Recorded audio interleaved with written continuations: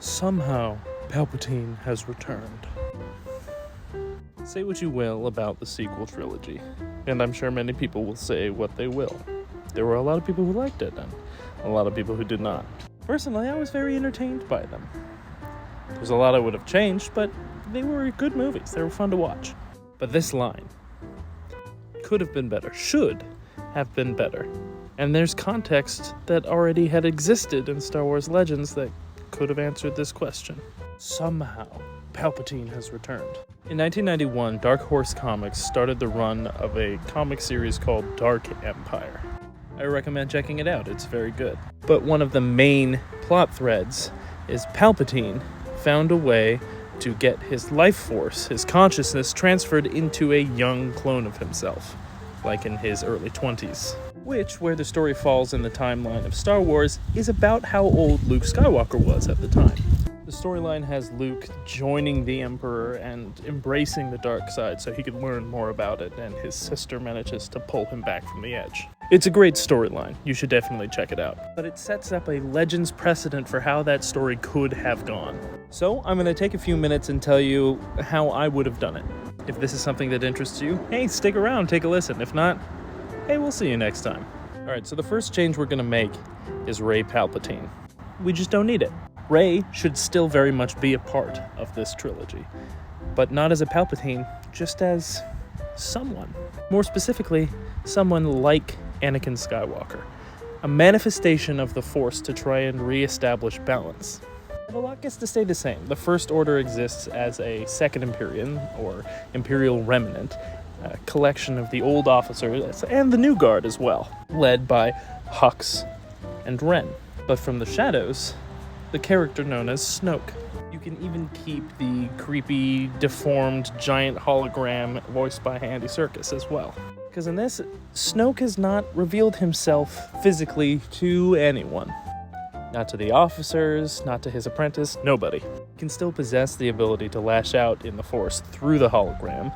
Vader has shown to be able to do this, so it's not impossible. And in the context of this new trilogy, Snoke is still the lens through which Palpatine operates, at least at first. Through the course of the first film, we see and hear references of Palpatine's regime, maybe clues here and there, but we don't see new Palpatine at all. And because of this, much of the first movie gets to stay pretty much the same.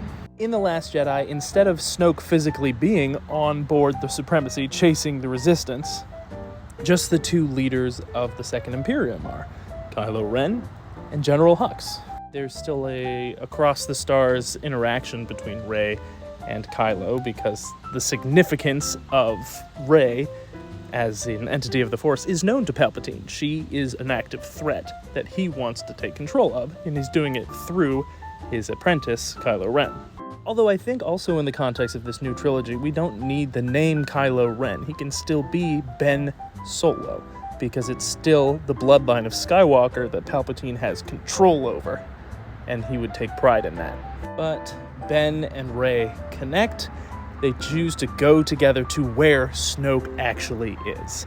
And they go to the location, and he's not there. Their confrontation still comes to a head because they realize they're there for different reasons. Ben wants to take control of the Empire. Rey wants to destroy Snoke or whoever's in charge.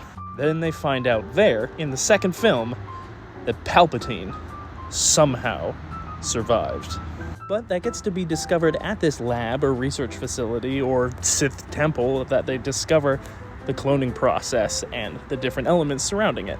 So at the end of that film, in the end of their fight, they separate, both trying to hunt Palpatine for their own reasons. So that at the beginning of the third film, we don't have this disjointed random plot addition of, hey, guess what, I guess Palpatine's still here. Rey returns to Luke, having sought out his training like she did in the other film. The research facility has Final Order soldiers and officers instead of just First Order. In fact, we don't have to separate it First Order and Final Order. It can just be the Second Imperium. Okay, so as Rise of Skywalker begins, Kylo arrives on Exegol. He finds Palpatine. He confronts him, tries to take him out. Palpatine, in his fresh young body that's about the same age as Ben, wipes the floor with him. Doesn't kill him though.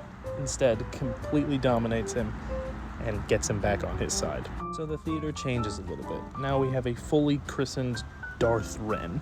If we want to also pull from the Legends lore, we could call him Darth Cadus. It's not Jason, it's Ben, but it would be a nice nod. Anyways, Darth Cadus, now in very much the same position his grandfather was in, takes the armies of the Second Imperium with these new fancy Star Destroyers and starts to retake the galaxy in a very fast and very easy fashion. Luke, still somewhat reclusive on Ossus or whatever the planet is that he's been hiding on, can see through the Force now that he's opened himself back up to it, and sees that Ben in his new position is wreaking more havoc across the galaxy, and now it's time for Skywalker to clean up his mess. Now throughout, we've seen a relationship be established between Rey and Ben. Tumultuous at times, but still the feelings are very much there.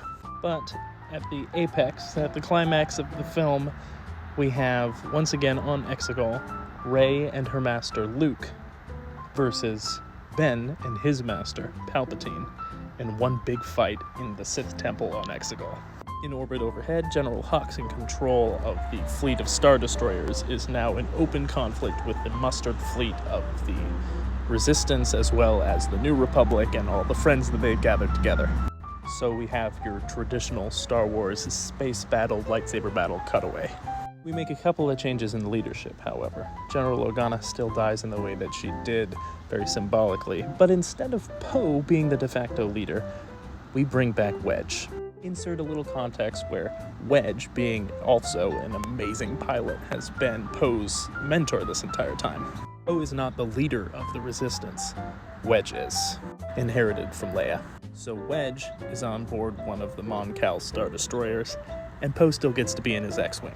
So we cut back and forth, and over the course of the fight on the planet, which is the fight that we're really caring about, the fate of the galaxy dealt with lightsabers. Rey, although being the new embodiment of the balance of the Force, is the new kid on the block, getting her ass handed to her by both of the Sith Lords. Luke is being very helpful, but can't always be there for her at every single turn. So eventually she's knocked out of the fight for a bit. The two of them turn on Luke. Luke manages to disable Ben because he doesn't want to hurt him. It is his nephew. Then we see a fight between young Palpatine and old Luke, and it does not go well for Luke at all. After a swift fight between the two of them, Luke is defeated, stabbed through the chest, dying on the ground. The Emperor turns his attention to the little kid, and as Rey and Palpatine are fighting, Rey is not doing well. But we're still gonna get an I am all the Jedi moment. As she's about to be defeated, Luke, with his dying breath, reaches out to Rey. Rey, the Force will be with you. Always. With his last bit of energy, using the Force, he hurls his lightsaber to her. She catches it. And then we get a 4 lightsaber fight again, except this time it's Palpatine with 2 sabers and Rey with 2 sabers. So it's brief, it's flashy, it's awesome. They get to say there, I'm the Sith, I'm the Jedi lines, but it's a little bit better in context. And it looks like Palpatine's gonna be defeated. Until it doesn't. He's very good at pretending like he's in trouble, and Rey falls for it. And then Palpatine gets the upper hand again. He's about to strike the killing blow, but who should show up in her defense? Ben. Showing us that transcendent of the light and the dark side of the Force, love is the most powerful Force power. Is it cheesy? Hell yeah, but also it works. He gets up there in the way and is stabbed through the chest by Palpatine. Palpatine smiles because he was going to have to do this anyway. Rey is distraught and she flares out in anger, and Palpatine loves this. But it's not just anger. It's her love for Ben that brings her through the end of the fight. She kills Palpatine. Suddenly the Resistance fleet finds an opening, starts knocking out those Star Destroyers. The tides have turned in favor of the heroes, and they win the day. Here's another huge change. Rey uses Force healing and saves Ben's life.